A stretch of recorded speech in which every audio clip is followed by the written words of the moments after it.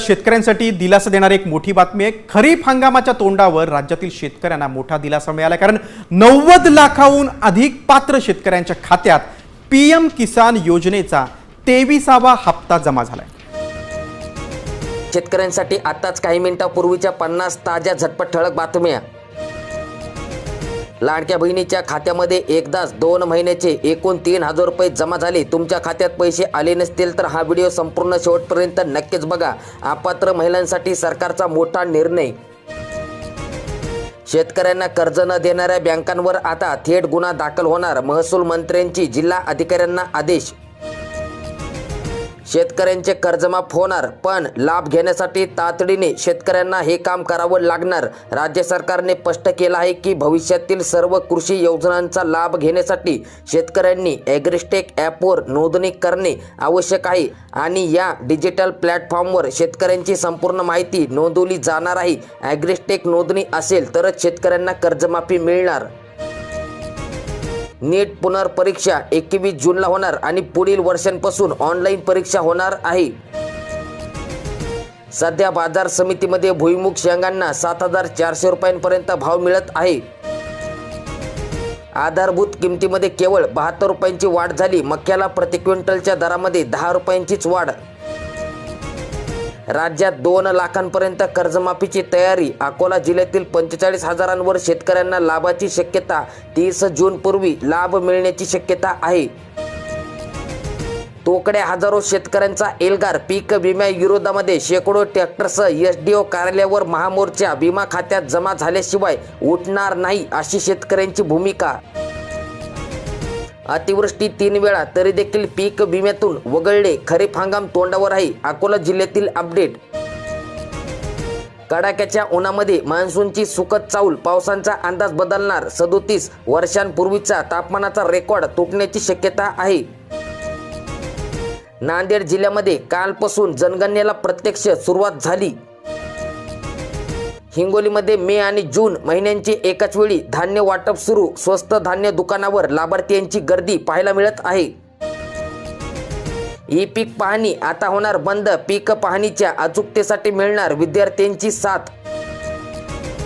लाभार्थ्यांना हयातीचे प्रमाणपत्र सादर करण्याचे आवाहन करण्यात आले। संजय गांधी निराधार व श्रावणबाळ निवृत्ती वेतन योजना या योजनेचा लाभ घेत असाल तर तुम्हाला हयात प्रमाणपत्र सादर करावे लागणार आहे। 30 जून पर्यंतच HSRP नंबर प्लेटला मुदतवाढ देण्यात आली। संत्रा आयात शुल्क परतावा योजना रद्द। राज्य सरकारचा मोठा निर्णय। संत्रा प्रक्रिया उद्योगांना चालना देणारे नवीन धोरण तयार करण्याची शेतकऱ्यांची मागणी। लिंबाच्या दरामध्ये घसरण। शेतकरी आर्थिक संकटामध्ये। लिंबाला 40 रुपये प्रति किलोपर्यंत भाव मिळत आहे।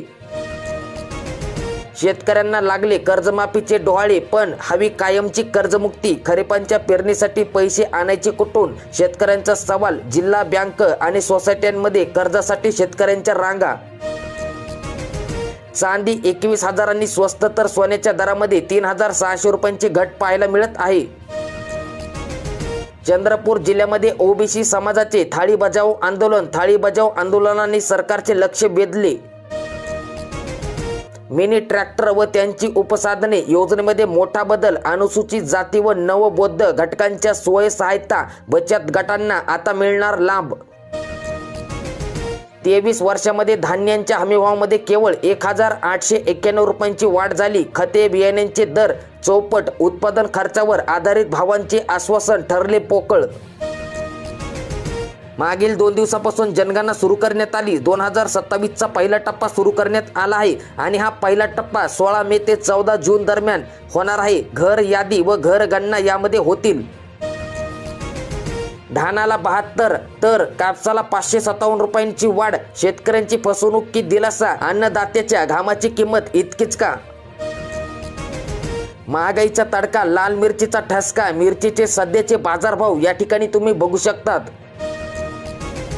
सामायिक सातबारा असला तरी देखील सौर कृषी पंपांचा लाभ आता मिळणार आहे।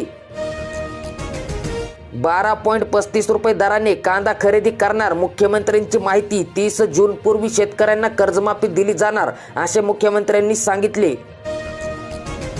शेतकऱ्यांचा माल संपला आणि बाजार वधारला. सोयाबीनचा दर 7,000च्या पार. हंगामाच्या प्रारंभाला विकलेल्या शेतकऱ्यांना प्रति क्विंटल मागे 2,400 रुपयांचा फटका बसला आहे.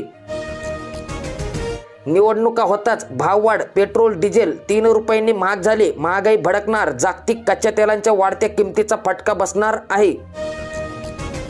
फुलाचा भाव खुलला. गुलाब 400 रुपये तर मोगरा 700 रुपये. महिलांच्या आवडीचा मोगऱ्यांचा गजरा आता 20 ते 25 रुपयांना मिळत आहे. लाडक्या बहिणीसाठी शेवटची संधी. अपात्र महिलांसाठी सरकारचा मोठा निर्णय. लाडक्या बहिणींसाठी खूपच महत्त्वाची अपडेट आहे. लाडकी बहीण योजनेसाठी ई-केवायसी करणं अनिवार्य करण्यात आले होते. मात्र ज्या महिलांनी ई-केवायसी केली नाही अथवा चुकीचा पर्याय निवडून त्यांची ई-केवायसी चुकली त्यांना या योजनेतून बाद करण्यात आले. मात्र आता लाडकी बहीण योजनेसाठी सरकारने एक महत्त्वाचा निर्णय घेतला आहे. ई-केवायसी करताना योग्य कागदपत्र सादर करू न शकलेल्या महिलांसाठी एक संधी देण्यात आली. लाडकी बहीण योजनेत ई-केवायसीच्या दुरुस्तीची शेवटची तारीख 30 एप्रिल होती. मात्र ज्या महिलांनी कागदपत्रे सादर केली नाहीत त्यांनी महिला व बाल विकास कार्यालयामध्ये जाऊन कागदपत्रे सादर करता येणार आहेत आणि ही महिलांसाठी शेवटची संधी आहे. युद्धजन्य परिस्थितीमुळे खत वाटपांची भीती. खरीप हंगामापूर्वीच शेतकऱ्यांकडून खताची खरेदीला वेग आला. चिखलीमध्ये रासायनिक खतांची आगाऊ खरेदी करण्यात आली. बुलढाणा जिल्ह्यातील अपडेट. 14 कृषी केंद्राचे परवाने निलंबित आणि 2 कृषी केंद्रांना सक्त ताकीद. गडचिरोलीमध्ये खत दुकानदारांविरोधात कठोर पाऊल. धानाचे बोनस व उद्दिष्ट वाढवा. भारत अमेरिका शेती रद्द करा. मागणीसाठी किसान सभेचे तहसीलदारांमार्फत मुख्यमंत्र्यांना निवेदन. नाहीतर अन्यथा तीव्र आंदोलन करणार. थकबाकीदार शेतकऱ्यांना दिलासा. एकर कमी कर्ज परतफेड योजना लवकरच येणार. शेतकऱ्यांना पीएम किसानचा 23वा हप्ता कधी मिळणार आणि कोणत्या शेतकऱ्यांना हप्ता मिळणार नाही. आता शेतकरी मित्रांनो, या योजनेचा लाभ मिळवण्यासाठी शेतकरी ओळख प्रमाणपत्र म्हणजेच की फार्मर ID देखील अनिवार्य केले आहे. त्यासोबतच शेतकरी ओळखपत्र आणि ई-केवायसी प्रक्रिया पूर्ण केली नसल्यास या योजनेचा 2,000 रुपयांचा हप्ता थांबवला जाऊ शकतो. तसेच आधार कार्ड बँक खात्यांशी लिंक करणे देखील गरजेचे आहे. आणि आता शेतकरी मित्रांनो, पीएम किसानचा 23वा हप्ता जुलै महिन्यात शेतकऱ्यांच्या खात्यात जमा होण्याची शक्यता अधिक आहे. पण याबाबत सरकारकडून अद्याप कोणतीही अधिकृत घोषणा करण्यात आलेली नाही.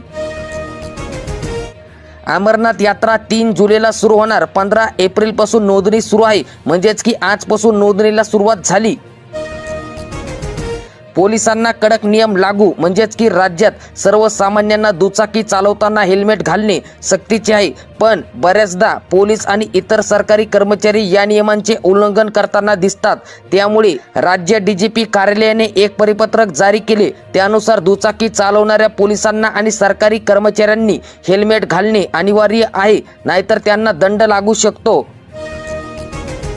उद्या घराबाहेर पडू नका, कारण की हवामान विभागाने अलर्ट जारी केला आहे. पुढील 5 दिवस महाराष्ट्रातील बहुतांश जिल्ह्यात उन्हाचा पारा 42 ते 45 पार होण्याची शक्यता आहे. 2 दिवसानंतर विदर्भातील जिल्ह्यांना उन्हाचा येलो अलर्ट जारी करण्यात आला. हळदीचे दर गेल्या काही दिवसांमध्ये स्थिर झाल्याने शेतकऱ्यांच्या चिंतेत भर पडली. बाजार समितींमध्ये सरासरी 13,000 रुपये प्रति क्विंटल दर मिळत असून आवक 7 ते 7,500